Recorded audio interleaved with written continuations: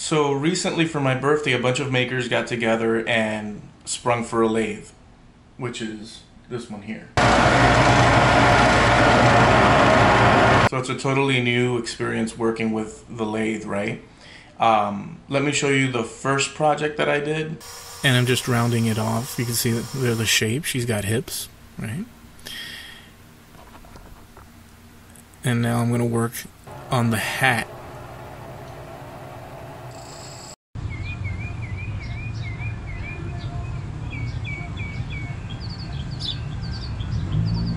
So that's a decorative statue in walnut, and the walnut cuts really nice, right? The second thing I did, it was for the Star Wars May the 4th.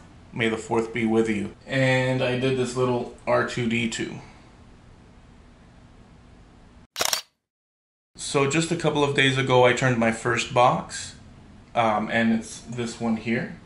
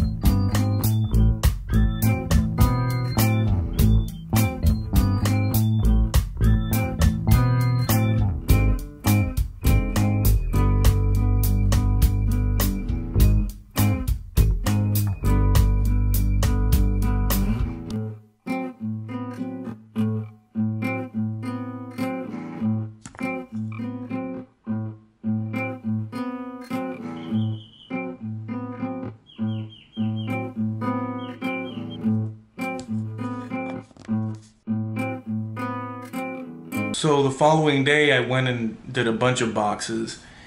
This one here, this is pine. I purchased a 4x4, chunk of pine, cut it into blanks so I can work and test.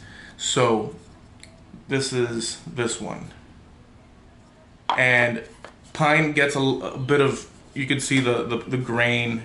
Pine gets a lot of, possible chip out and tears and stuff because the fibers are so spread, so it'll break a piece off just by simply even going smooth. It could happen depending on the piece of pine, it seems. So I decided to hit it with this purple. Then I sanded it off because I wanted to repaint it, but that's the second cup. I'm sorry, that's the second box. Then I've got this apple looking box, and that's how that is. Looks pretty nice. I kind of dig it. I spray painted.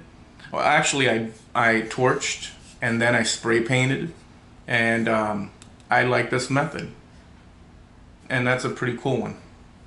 So, not an apple. I turned this one, and this time this top area finial didn't break on me, but there is the pine. It's just, I could keep sanding and sanding, so I'll probably do that, but these are all tests. And then I spray painted it pink. Okay. Still not working, hogging out the inside, but that's pretty cool.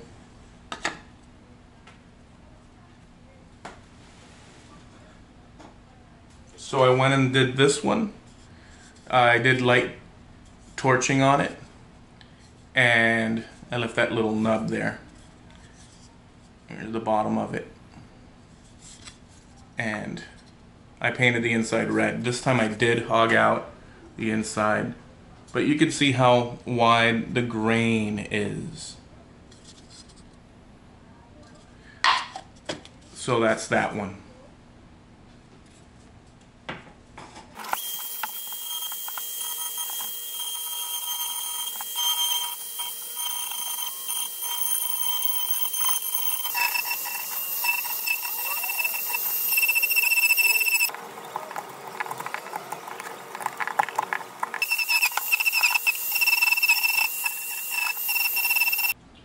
And then last night I did this creepy thing, and I just used shellac on it. And I hogged out both the top and the bottom. So for the skull, I carved using a Dremel, and pine is even a difficult thing to carve with.